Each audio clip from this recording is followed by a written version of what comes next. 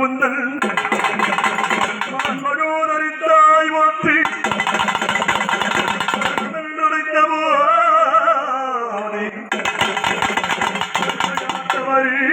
போற்றி எங்கள் குல தெய்வமான எங்கள் ஈசானே போற்றி போ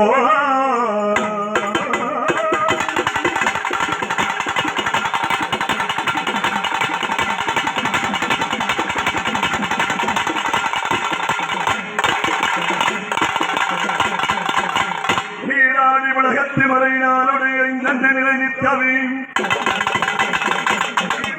உலகத்து வரையினாலோடு இந்த நிலை நிற்கவே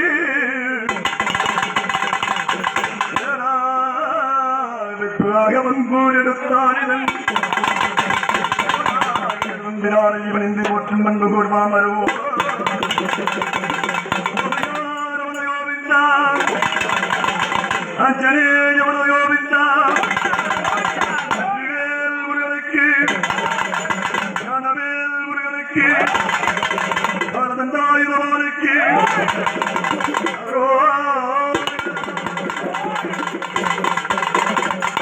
ஐயா பூசாரி இந்த போத்தராஜா படையில் எதுக்காக போடுவாங்கன்னா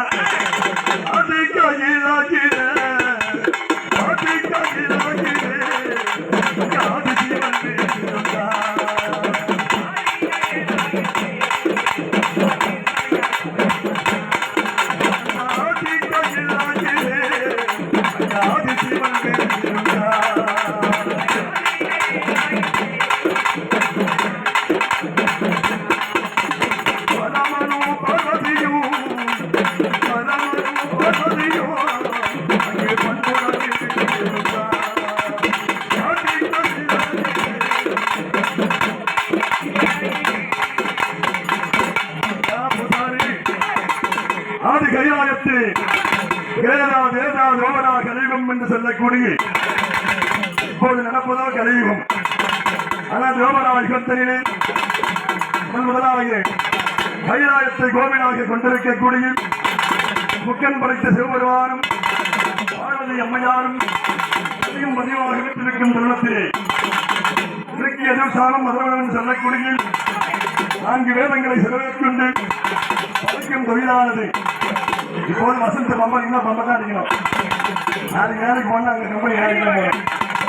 அப்படி ஏறக்கூடிய படைத்தது யாரு? பிரம்மதேவன். பிரம்மதேவன் சரஸ்வதி அம்மையார் யோகத்தை கோவிலாக கொண்டிருக்கும் தருணத்திலே வைகுண்டத்திலே நாராயணமோ நாராயணமூர்த்தி பகவான் ஏழுமலையான் அங்க வைகுண்டத்திலே லட்சுமி தேவியோடு சத்தியமதியாக வீட்டிருக்கும் நேரத்தில் ஒரு நாளிலே பார்க்கடலே இருக்கக்கூடிய சஞ்சானதி ஓம் நம சிவாயம் ஓம் நம சிவாயம் ஓம் நம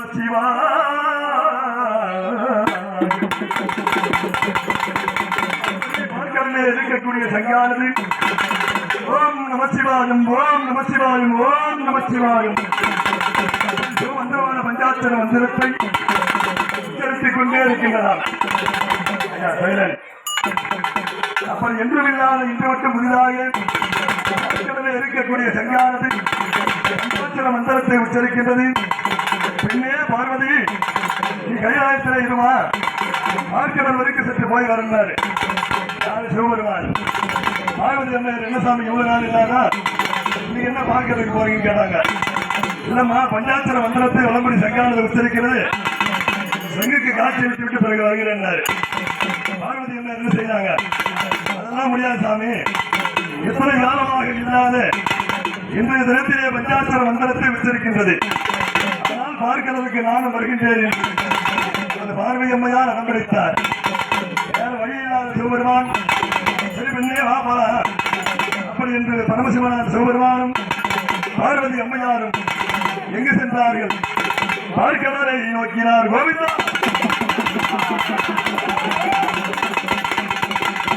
பார்க்கடலை நோக்கி புறப்பட்டார்கள்.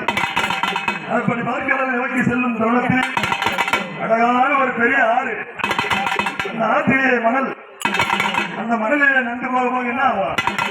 கால சோர்வி ஆயிடுச்சு. மணலில நண்டு போறப்போ பார்வதி அம்மையாருக்கும் அசதி ஏற்பட்டு விட்டது. சுவாமி அதனால ஒரு ஆலமரம் இருந்தது. இந்த ஆலமரம் நிலாகிசாமி நிலையாத்துல கொஞ்ச நேரம் இடமாறி விட்டு பிறகு செல்லலாம் என்று பார்வதி அம்மையார் தெரிவிக்க உடனே விட நேரம் பேச்சு மாற்ற அம்மா அடம்பிடிக்கிறாங்க. சரி இடமாறி விட்டே செல்லலாம் என்று சிவபெருமான் தெரிவித்தார். பார்வதி அம்மையாருக்கு ஒரு சந்தேகம், இடமாறி விட்டு போனா சொல்லி எனக்கு தூங்க வச்சு கிளம்பினா காலை நீட்டு என்று சிவபெருமான் காலை நீட்டு சிவபெருமான் தொடை மீது பார்வதி அம்மையார் தலை வைத்து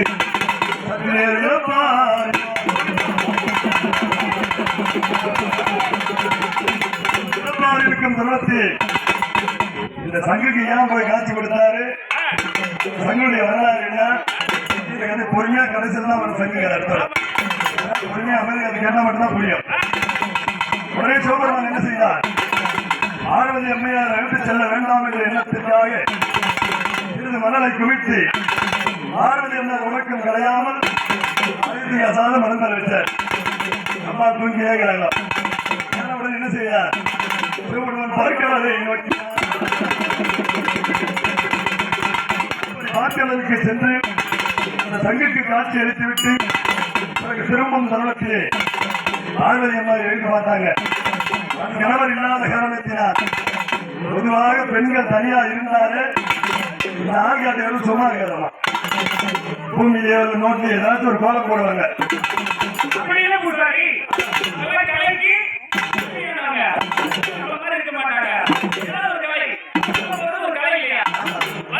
ஆயகலை 64 அது ஒரு கலை.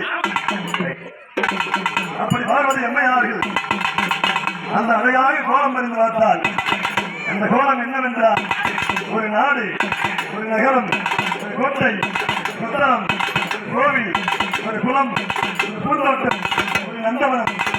இப்ப நம்ம மேல்வனத்துக்கு என்ன அறிவு ஊர்ல கோவில், குளம், நாடு, நகரம், ரோடு, இந்த மாதிரி அப்படி 60,000 வீடுகள், 60,000 தெருவு, 60,000 தெருவு, ஒரு வீடு, ஒரு தெருவு 60,000 வீடு. அவ்வளவு அழகாக வரைந்து கோலங்களை பார்த்துக் கொண்டிருக்கும் தருணத்தில் சிவபெருமான் பார்க்கிறதற்கு சென்று சங்குக்கு காட்சி அளித்துவிட்டு பிறகு தாயார் வந்தாரு.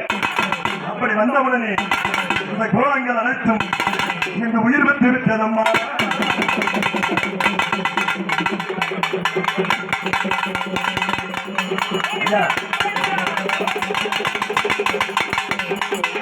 ஏன் அந்த கோவில் பூசாரிங்க கோவில் பூசாரி ஐயா கொஞ்சம் பூஜை பண்ணி தேவாசனம் பண்ண வேண்டியது அடிக்கடி. கதை கொஞ்சம் முடியாட்டிங்க அடிக்கடி தேவாசனம் பண்ண வேண்டியது சொல்ற. அப்படி சிவபெருமான் வந்து பார்க்கும் தருணத்திலே இந்த கோவில் கட்டாத கோலம் வந்த எப்படி இருக்கலாம், இந்த மாதிரி கோவில் ஆகி போச்சு, நாடு நகரம் ஆகி போச்சு, என்ன பெண்ணே என்று சிவபெருமான் பார்வதிடத்திலே கேட்டார்.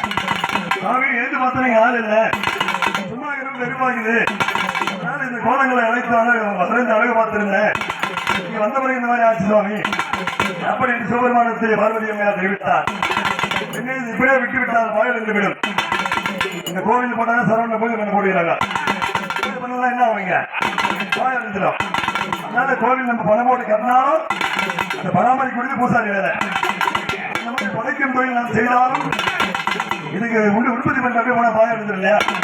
அதனால ஒரு ஆண்மகளை உற்பத்தி செய்ய வேண்டும். அப்படி சிவபெருமான் என்ன செய்தார், பெண்ணே பார்வதி அதோ இருக்கின்ற செவ்வனரி பூவை படித்து வா என்று சிவபெருமான் தெரிவித்தார்.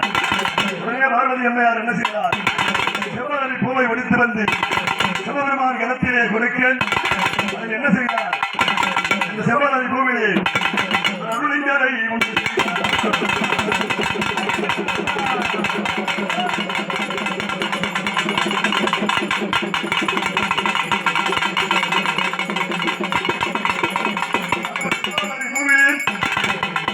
சிவனந்த ராஜன் என்று சொல்லக்கூடிய சிவலிங்கனை உற்பத்தி செய்கிறார். அப்படி உற்பத்தி செய்துவிட்டு அந்த வேலை முடிந்தது தான் இந்த அரண்மனை பார்த்துக்கலாம் அப்படின்றார் சிவபெருமான்.